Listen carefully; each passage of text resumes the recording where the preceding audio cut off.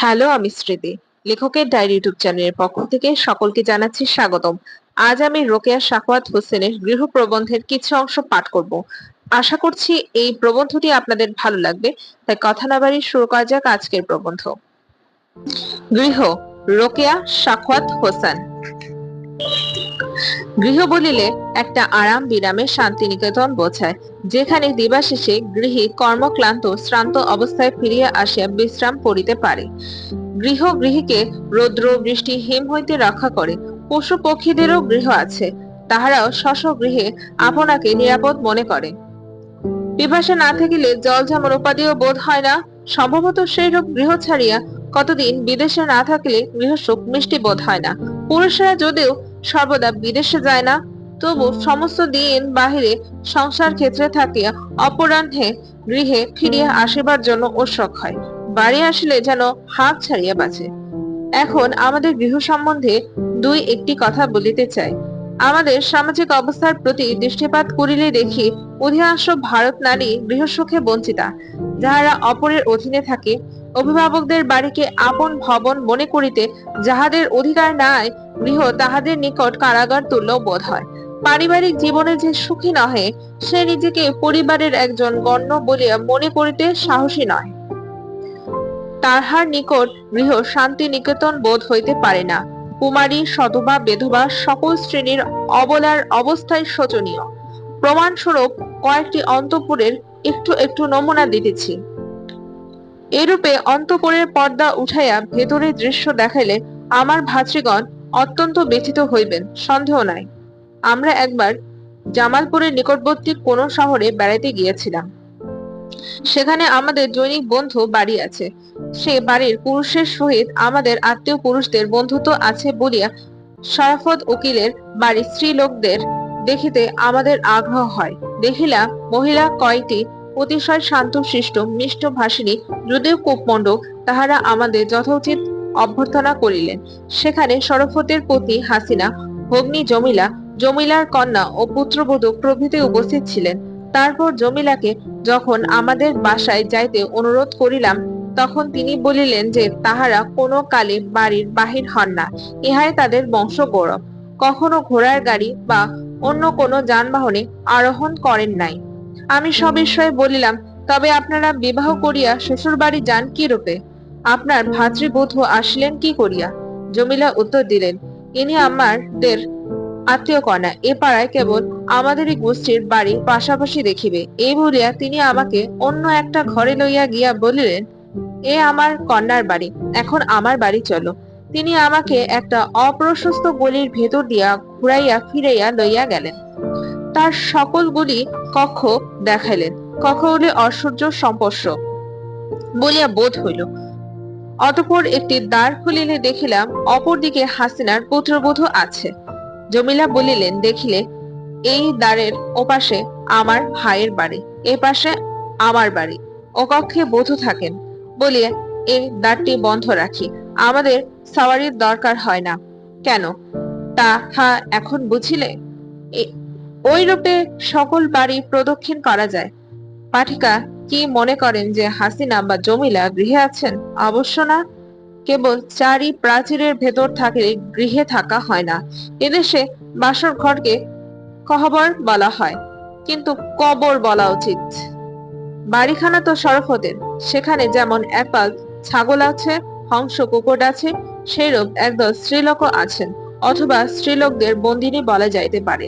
সাধারণত পরিবারের প্রধান পুরুষটি মনে করেন গৃহখানা কেবল আমার বাড়ি, পরিবারস্থ অন্যান্য লোকেরা তাহার আশ্রিতা। মালদহে কয়েকবার আমরা এক বাড়িতে যাতায়াত করিয়াছি। গৃহস্বামী কলিমের স্ত্রীকে আমার কখনো প্রফুল্লমুখী দেখি নাই।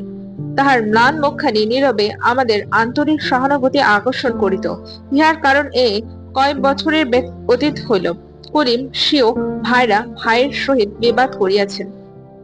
তার ফলে কলিমের প্রতি স্বীয় ভগ্নীর সহিত দেখা করিতে পান না। তিনি এতটুকু ক্ষমতা প্রকাশ করিয়া বলিতে পারেন না, আমার ভগ্নী আমার নিকট অবশ্য আসিবেন।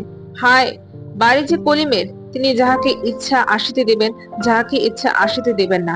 আবার ওদিকে ও বাড়িখানে কলিমের, সেখানে কলিমের পতির প্রবেশ নিষেধ। বলা বাহুল্য কলিমের স্ত্রীর অন্ন বস্ত্র বা অলংকারের অভাব নেই বলে অলংকার কি পিতৃ মাতৃহীনা অবলার একমাত্র ভগ্নীর বিচ্ছেদ যন্ত্রণা ভুলাইতে পারে?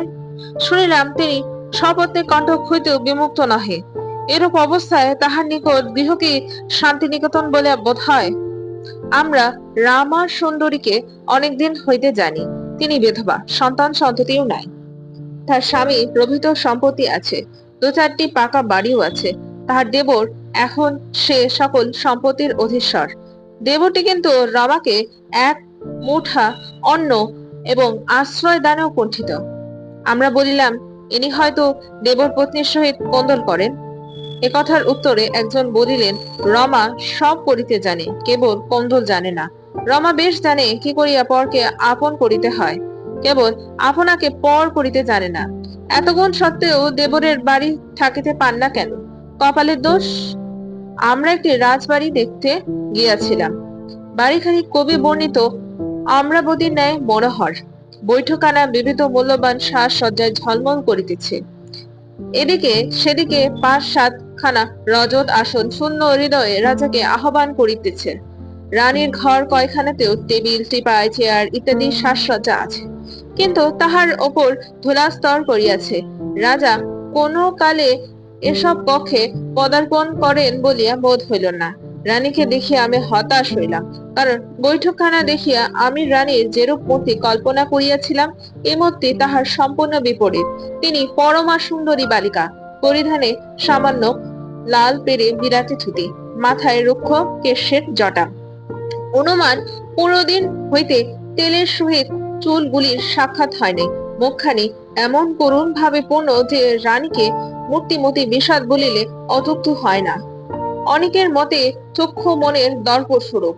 রানীর নয়ন দুটিতে কি হৃদয় বিদারক ভাব ছিল, তাহা আমি বর্ণনা করিতে অক্ষম। আমাদের একটি বর্ষী সঙ্গিনী বলিলেন, তুমি রাজার রানী, তোমার এ বেশ কেন? এসো, আমি চুল বেঁধে দিই। রানী উত্তর দিলেন, জানি না কি পাপে রানী হয়েছে। ঠিক কথা, অথচ লোকে এই রানীর পদ কেমন বাঞ্ছনীয় বোধ করে। মোহাম্মদীয় আইন অনুসারে আমরা পিতার সম্পত্তির উত্তরাধিকারিণী হই, আমাদের বাড়ি হয়, কিন্তু তাহলে কি হয়? বাড়ির প্রকৃত কর্তা স্বামী, পুত্র, জামাতা, দেবর ইত্যাদি হন।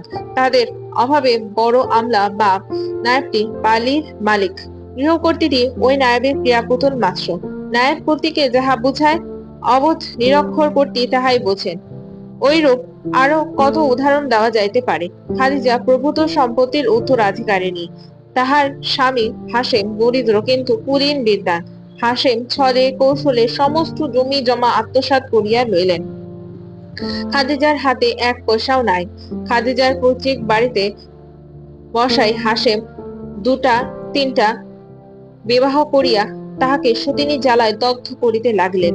এরূপ না করিলে আর ক্ষমতাশালী পুরুষের বাহাদুরি কি? ইহাতে যদি খাদিজা সামান্য বিরক্তি প্রকাশ করেন, তবে প্রবীণা মহিলাগণ তাহার হৃদয়ে স্বামী ভক্তির অভাব দেখিয়া নিন্দা করেন।